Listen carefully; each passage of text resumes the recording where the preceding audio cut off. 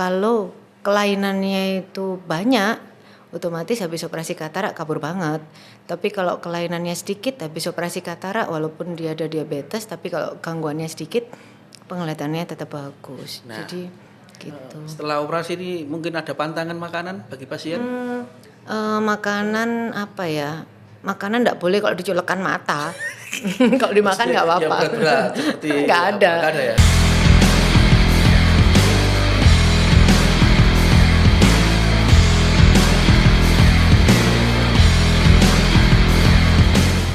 Assalamualaikum sahabat Memorandum TV. Kali ini kita kedatangan tamu yang istimewa. Tamu spesial kita adalah Dr. Lydia Nuradianti, spesialis mata. Dr. Lydia ini biasa praktek di Rumah Sakit Mata Undaan, mitra keluarga juga Delta Surya Sidoarjo. Assalamualaikum dok. Waalaikumsalam warahmatullahi wabarakatuh. Mohon maaf ini mengganggu waktunya. Pasti sibuk ini menangani pasien-pasien yang seolah tiada habisnya gitu. Sibuk mau kesininya macet itu aja. Nah, ya. Dok, ini kita fokusnya bicara masalah katarak ini juga. Ini kan menurut data dari WHO ini kan tahun 2020 ini dok ya, Iya. 97 juta atau sekitaran itu mengalami katarak. Nah, 37%-nya atau 37 jutanya mohon maaf, itu penyebabnya ternyata katarak. Ya. Apa sih sebenarnya katarak ini dok? Cukup Katarak itu katarak itu merupakan suatu kebutaan yang sebetulnya bisa dicegah. Jadi banyak orang yang nggak tahu sakitnya tuh katarak atau bukan. Jadi kadang itu ada putih-putih yang menutupi item-item mata di permukaan, dia bilangnya sakitnya katarak, padahal itu bukan. Itu adalah daging tumbuh. Jadi katarak itu bisa kena pada siapa aja, semua usia. Anak kecil baru lahir juga bisa kena katarak, anak remaja juga bisa, orang tua ya selalu kena katarak gitu. Kita pun nanti akan katarak pada waktunya. Tapi kan ada istilahnya ini penyakit tua. Iya, orang karena tua. sebagian besar 80% itu pada orang tua. 80%-nya ya. Tapi sebagian besar itu juga 20%-nya lah anak-anak. Ada anak-anak baru lahir, itu yang biasanya disebut sebagai katarak kongenital. Jadi ada kelainan waktu dalam proses kehamilan ibunya, nutrisinya kurang atau kena suatu penyakit tertentu pada ibunya sehingga proses pembentukan lensanya tidak sempurna. Jadi terjadi katarak saat dia lahir. Itu namanya katarak kongenital. Ada lagi orang yang kecelakaan. Jadi ada anak-anak kecil lari-lari terus ketusuk matanya. Aduh. Itu bisa juga terjadi katarak. Terus kecelakaan kepukul juga bisa. Jadi macam-macam penyebabnya dok. Ada lagi karena faktor usia ya degenerasi. Itu tadi yang disebut kita semua akan jadi katarak pada waktunya. Giliran. Ini mungkin untuk prepare ya sebenarnya. Ciri-ciri dari penyakit katarak sendiri seperti apa awalnya mungkin bisa jelaskan. Kalau pada orang anak-anak kecil dia biasanya nggak tahu kalau dia katarak. Jadi pada anak baru lahir karena dia baru lahir baru melihat dunia dia jadi merasa memang mungkin melihat itu seperti ini. Tapi biasanya orang tuanya ngecek bawa senter itu mas. Jadi senter tuh yang hitam-hitamnya mata tuh di senter dari samping. Kalau pupil tengahnya itu ada warna putih seperti tembok, yaitu kemungkinan besar katarak. Diperiksakan aja ke dokter mata setempat. Atau anaknya jalannya nabrak-nabrak, atau waktu bayi itu ada ibunya bawa mainan tuh gimana dia nggak respon. Kita ke kanan, anaknya nggak ngelihat, atau kita bawa mainan warna-warni dia tidak ada respon. Itu segera diperiksakan. Kalau pada anak dewasa pasti tahu lah kok mataku kabur gitu. Biasanya dicek kacamata, penglihatannya nggak bisa maju, ternyata dicek ke dokter mata ada kataraknya. Kalau pada orang tua biasanya merasa melihat seperti ada kabutnya. Dok, penglihatan saya depannya seperti ada plastik, seperti ada kabut, atau saya sudah siang ini kok rasanya lebih silau, kok kena sinar matahari nggak tahan. Terus penglihatannya dengan koreksi kacamata dia nggak bisa maksimal, periksa ke dokter mata ya kemungkinannya katarak. Gitu. Nah itu sudah dini tadi jadi sejak bayi ya mungkin dok. Iya, kalau yang sejak bayi ya. nggak tahu. Ya. Nah, apa katarak ini bisa disembuhkan dok? Nah ini pertanyaan itu umum bagus ini. katarak. Katarak itu sebetulnya hanya satu, dengan dioperasi katarak aja gitu. Dengan dia dioperasi katarak, diganti lensanya yang keruh tadi dengan lensa yang baru, Dimana sebelum diganti lensa yang baru dia akan diukur dulu. Jadi antara mata kanan dan kiri kita ukurannya itu berbeda gitu. Makanya biasanya pada pasien yang mau operasi katarak ada pemeriksaan namanya biometri. Biometri itu dicek ukuran lensanya yang dipasangkan kira-kira berapa. Loh itu buat apa dok? Gunanya saat habis operasi katarak lensanya dipasang dia tidak perlu pakai kacamata lagi. Jadi beberapa pasien yang minusnya tinggi setelah operasi katarak bahagia karena lensanya dipasang di dalam, jadi penglihatannya dia bagus lagi. Sebentar dok. Ini kan tadi ngomong operasi. Banyak orang yang takut kalau ngomong operasi. Oh betul. Nah, kan bayangan mereka mungkin operasi katarak itu matanya di apakan gitu. Sebenarnya seperti apa dok? Bisa dijelaskan? Beberapa pasien kan ibu-ibu saya tanyain, Bu operasi katarak, nggak berani aku dok. Loh kenapa? Soalnya katanya tetangga saya matanya dicopot, dikeluarkan, taruh di luar loh. Terus saya bilang gini, Bu jujur ya, kalau sampai terjadi gitu dokternya sudah lari duluan. Saya takut lihat mata gelondong juga sama. Jadi operasi katarak itu nggak usah khawatir, prosesnya cuma 10-15 menit kalau pasiennya tenang. Kalau pasiennya banyak gerak ya lebih panjang lah 20 menit. Posisinya itu pasiennya itu sadar, matanya posisinya tidur, sadar, biusnya pakai bius tetes aja kok. Dan zamannya sudah canggih sekarang. Jadi untuk lukanya sekitar 2,5 mm sampai 2,75 mm aja. Penyembuhannya lebih cepat. Dan kalau saran saya, kalau memang dinyatakan terdapat katarak, jangan ditunda terlalu lama. Soalnya kalau ditunda terlalu lama, kataraknya itu tambah keras, sulit, penyembuhannya pun nanti juga lebih lama gitu. Nah, nanti kita lanjutkan lagi dok. Menarik ini Mas ya.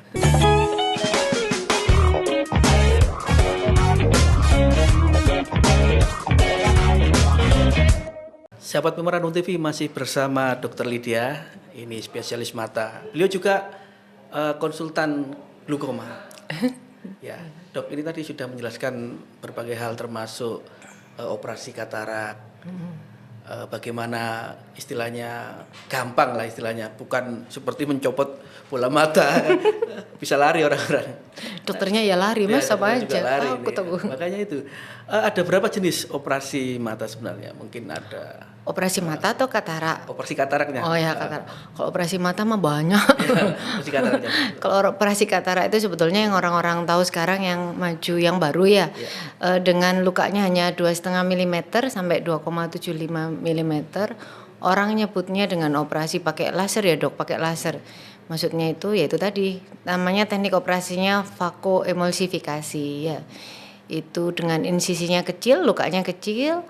Kataraknya itu dipecah di dalam dengan suara ultrason, ada suara waktu pasiennya tidur itu ada suara dipecah gitu. Setelah kataraknya dipecah kecil-kecil, diambil diseruput gitu pakai alat yang kecil 2 mm gitu. Ya kayak sedotan, memang kayak sedotan. Diseruput terus kataraknya dikeluarkan, kemudian lensa yang dipasang dilipat dulu saat di luar, terus dimasukkan pakai yang sedotan kecil tadi itu, dimasukkan di dalam, kemudian diinjeksikan istilahnya, diinjeksikan tuh jadi sampai di dalam bola mata lensanya terbuka sendiri. Tapi lukanya cuma 2,5 mili. Berapa? Terus tanpa jahitan. Tanpa jahitan. Orang-orang bayangannya ditembak kan. Mati ya. Ternyata begitu ya teknis. Enggak, ya cuman gitu aja ya pakai sedotan diseruput.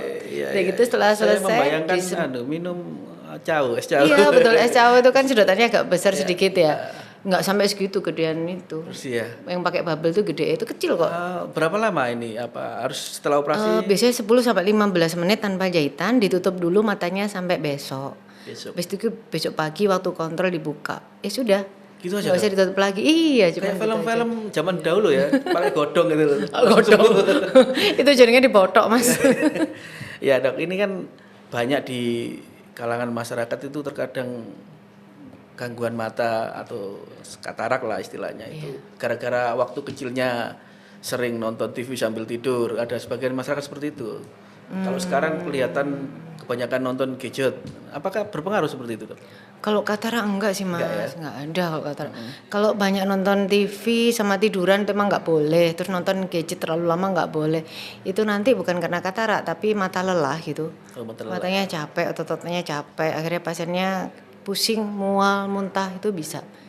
Jadi nggak ada hubungannya. Pakai gadget nggak ada, kalau sama katarak nggak ada. Terus pasien yang datang istilahnya itu setelah dioperasi katarak, mungkin ada keluhan apa yang biasanya dikeluhkan oleh pasien atau mereka terang benderang Gini, setelah operasi katarak? sebagian besar pasien, sebagian besar ya, Ya. setelah operasi katarak dia penglihatannya terang benderang. Kalau saraf matanya bagus, Mas. Oh, Tapi kalau saraf matanya ada kelainan, saraf mata itu ibaratnya kayak kabelnya gitu, kayak TV itu kabelnya. Ada kelainan otomatis habis operasi katarak penglihatannya kabur sesuai dengan di mana letak kelainannya. Biasanya pada pasien-pasien dengan diabetes gitu. Pasien dengan diabetes yang gula darahnya tinggi terus di atas 200 dalam waktu lama, itu gulanya akan naik gitu aja gampangnya, naik ke mata. Setelah naik ke mata, gulanya akan mengganggu saraf mata. Orang-orang bilangnya gampangnya saraf matanya dimakan sama diabetes gitu. Otomatis penglihatannya kabur. Kalau kelainannya itu banyak, otomatis habis operasi katarak kabur banget. Tapi kalau kelainannya sedikit habis operasi katarak walaupun dia ada diabetes, tapi kalau gangguannya sedikit penglihatannya tetap bagus. Nah, Jadi gitu. setelah operasi ini mungkin ada pantangan makanan bagi pasien? Makanan apa ya? Makanan enggak boleh kalau dicolokkan mata. Kalau dimakan nggak Yang apa-apa. berat-berat seperti Nggak apa? ada. Nggak ada ya? Kalau pasien itu normal dari mata itu dokter mata itu baik, Mas, nggak pernah melarang-larang. Enak ya? Yang suka melarang tuh dokter penyakit dalam. Iya, iya, iya. Makanya dokter mata nikah sama penyakit dalam karena dokter matanya tuh suka meloloskan makan apa aja, penyakit dalamnya yang melarang. Jadi dokter mata nikah penyakit dalam itu cocok itu. Itu kan tadi, Karena gini, Mas, kalau mata itu habis operasi katarak yang dilarang itu adalah melakukan aktivitas berat. Misalnya dia tadinya fitness yang angkat beban sampai 60 kilo, nggak boleh dulu 5 kilo kurang lah. Paling nggak sekitar 1 bulan, setelah itu bebas. Noleh kanan kiri boleh, menunduk boleh. Ada pasien saya habis operasi katarak lehernya sakit karena dia kaku. nggak noleh Nggak plus. berani noleh awak. Padahal itu nggak perlu, bebas kok, nggak masalah ya. Nanti yang nggak boleh itu kalau muslim kita kan sholatnya sujud itu aja nggak boleh. Tapi sholat duduk boleh. Oke. Ngambil gayung boleh, ada yang sampai nggak mau ngambil gayung nyuruh anaknya ngambilin gayung, mandinya dimandiin. Saking takutnya, dokternya lebih takut lagi padahal. Terus jaga kebersihan gitu aja, dihindari kena angin, debu, asap, jadi bisa pakai kacamata pelindung, terus jangan kucek mata. Oke. Gitu aja.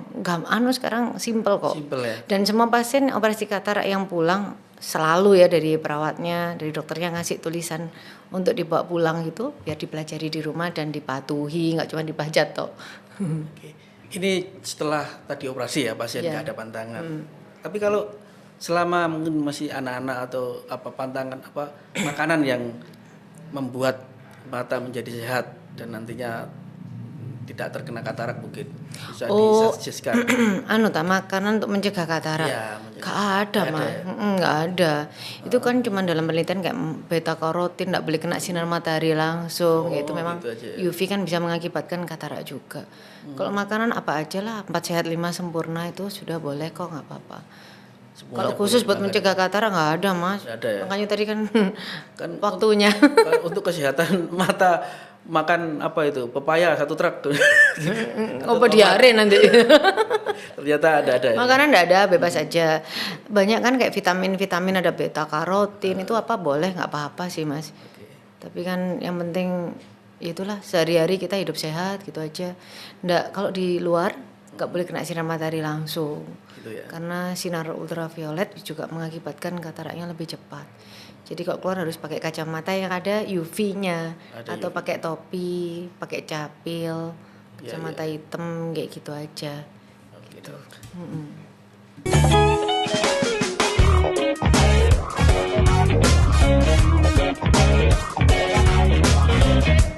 Masih bersama Dr. Lydia, spesialis mata dan konsultan penyakit mata glaukoma juga. Dok, tadi sudah disebutkan macam-macam penyakit mata. Ada katarak, ada glaukoma.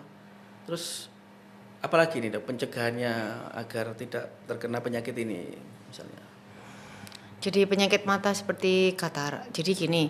Nomor 1 katarak mungkin ya. Pasien-pasien itu tujuannya kita dokter mata itu adalah mencegah terjadinya kebutaan.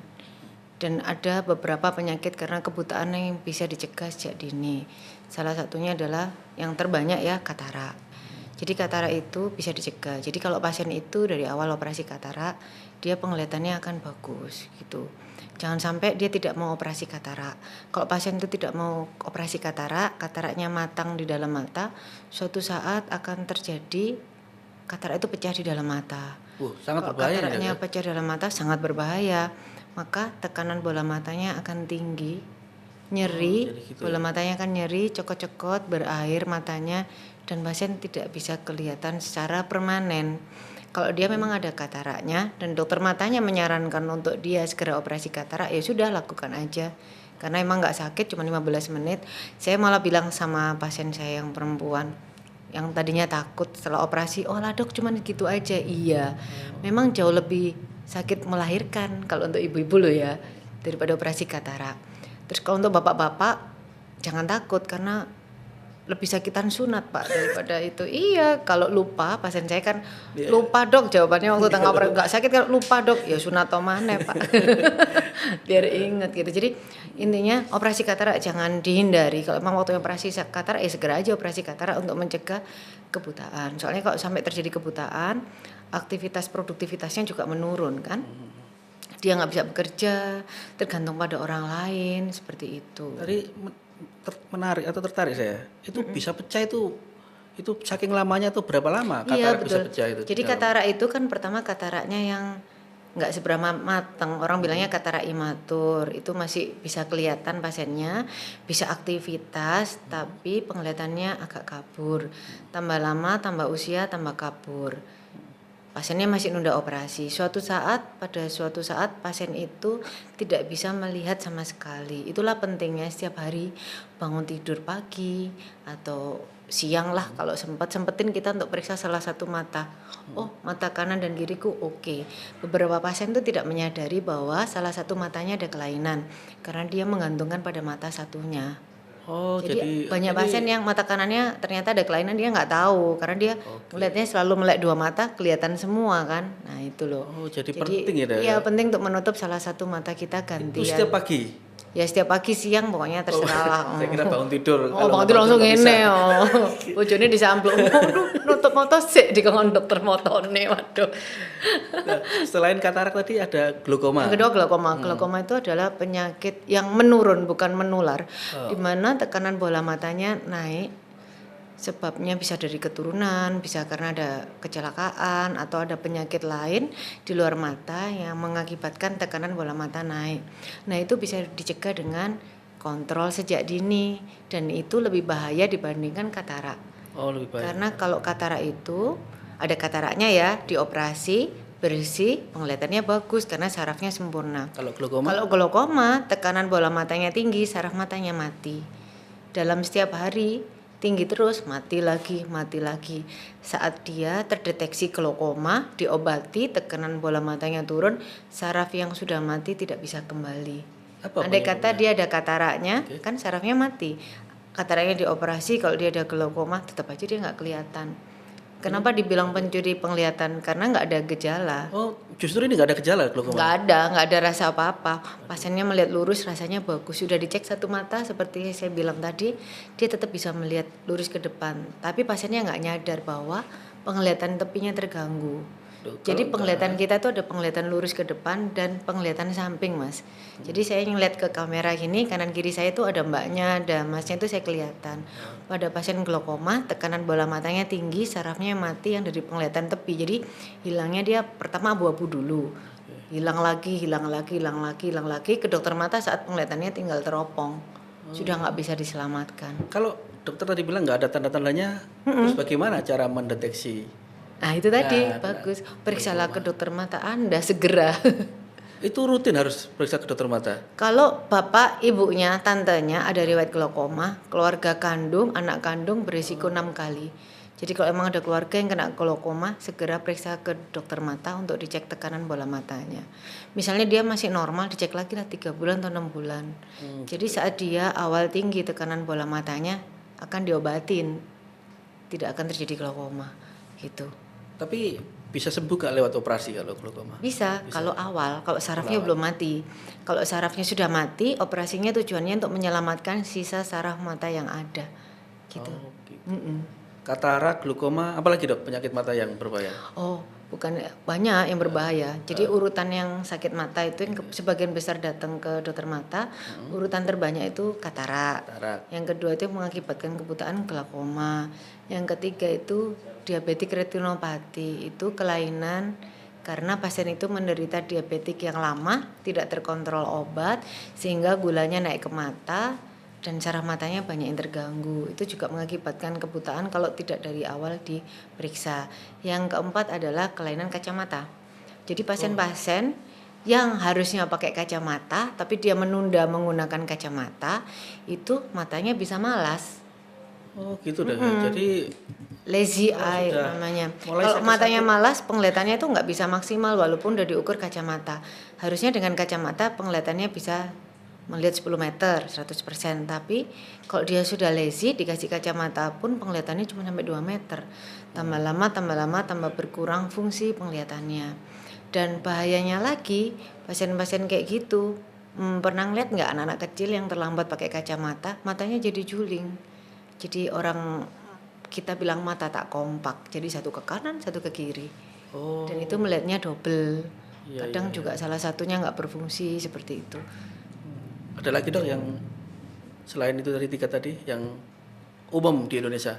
Ya itu tadi Itu ada ya 3 ada ya. enggak banyak. Banyak Penyakit ya? mata ada banyak. Ada lagi penyakit karena seperti optik neuropati, gangguan pada saraf di mata, bisa juga karena dari maaf ya ada tumor di kepala atau ada gangguan pembuntuan suatu pembuluh darah yang mengenai di mata, itu penglihatannya akan terganggu. Jadi kalau itu pasiennya akan mengeluh karena matanya melihat separuh kanan, separuhnya ini mata kanan misalnya ngelihatnya separuh gelap separuh enggak, kadang yang atas gelap bawah enggak.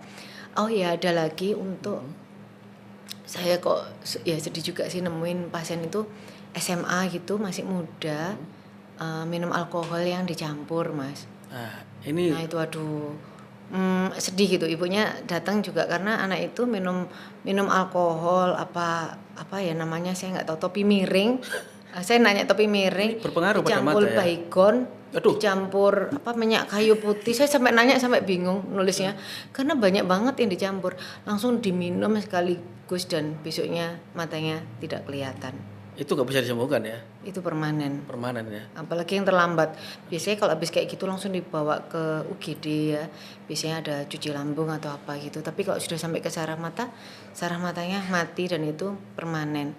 Dan yang kasihan lagi ya anak-anak muda mestinya tahu ya, orang tuanya. Orang tuanya nganterin sama ini loh dok, 3 orang temennya sudah meninggal semua, udah diyasini. Mendingan deh diyasini pisan ae dok, soalnya ki urip tapi gak iso apa-apa.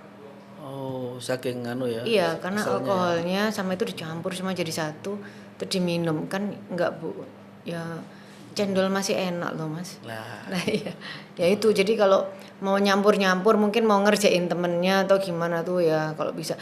Karena biasanya kejadian itu berkelompok, jadi mereka minum bareng-bareng, dicampur bareng-bareng, diminumkan sama-sama akhirnya kena mata tuh barengan. Satu desa di desa itu kadang ada 7 orang itu dianterin ke rumah sakit. Tapi ya mbok ngerti po orang tuanya itu udah nyekolahkan sada kecil toh biaya sekolah terus ternyata nggak kelihatan terus dia meninggal karena itu kan konyol banget. konyol banget. Pesan terakhir dok, untuk pasien yang tadi kan katarak dan glaukoma, sebaiknya seperti apa agar mereka ingat lagi dan tidak takut ke dokter mata. Iya. Jadi untuk semua orang ya maksudnya semua orang tolong periksakan mata Anda paling enggak sekali lah dalam setahun kalau nggak ada kelainan. Jadi cek mata Anda secara dini untuk mencegah terjadinya kelainan yang kita nggak tahu. Terus kalau ada riwayat keluarga glaukoma, segera periksa keluarganya. Terus pada pasien-pasien yang punya sakit lain, misalnya ada gangguan diabetes atau hal yang lain lagi ya, misalnya di penyakit dalam, misalnya kayak sakit lupus atau segala macam autoimun ya, Ya. atau dari paru-paru ada pasien dengan TB paru, itu ya sempetin lah periksa ke dokter mata. Kalau nggak ada apa-apa ya rutin cek 6 bulan atau 1 tahun untuk mencegah dini dari kebutaan gitu. Soalnya kebutaan pada mata sebagian besar bisa dicegah kalau datangnya tidak terlambat. Tapi kalau datangnya terlambat ya mempertahankan sisa saraf mata yang ada. Mata itu jendela dunia loh mas. Ya. Sampai ada yang bilang dari mata turun ke hati, penting banget kan. Saya kok langsung deg gitu. Iya makanya mata tuh menurut penting banget gitu loh. Dari Saking mata itu pentingnya kita mata ya. bisa tahu orang itu lagi sedih atau senang, orang itu licik apa enggak. Kita bisa ngeliat dari mata juga. Dari mata pun dokter matanya bisa melihat, oh bapak ini ada kelainan ginjal ya. Karena beberapa pasien datang ke mata karena kabur, dia enggak tahu kalau dia ada diabetesnya atau dia ada kelainan ginjal. Tapi mata itu benar-benar jendela dunia karena dia bisa melihat segala sesuatu tuh dari mata. Jadi save your eyes gitu. Jadi harus benar-benar dijaga dan dirawat. Iya, itulah makanya saya jadi dokter mata. Kecil tapi hebat menurut saya. Hebat sekali dok, bukan kecil ini besar dok. Kecil loh, matanya kecil loh hebat. Oke, terima kasih Dr. Lydia Nuradianti SPMK yang sudah hadir di podcast Memorandum TV kali ini. Mudah-mudahan obrolan ini bermanfaat bagi kita semua. Amin. Dan sebagai manusia harus benar-benar merawat dan apa istilahnya ya, menjaga. Iya. Karena mata adalah jendela dunia. Ya, Terima kasih sekali lagi dok. Sahabat Memorandum TV, demikian podcast kita kali ini. Semoga bermanfaat. Salam sehat, salam Memorandum TV. Wassalamualaikum warahmatullahi wabarakatuh. Waalaikumsalam warahmatullahi wabarakatuh.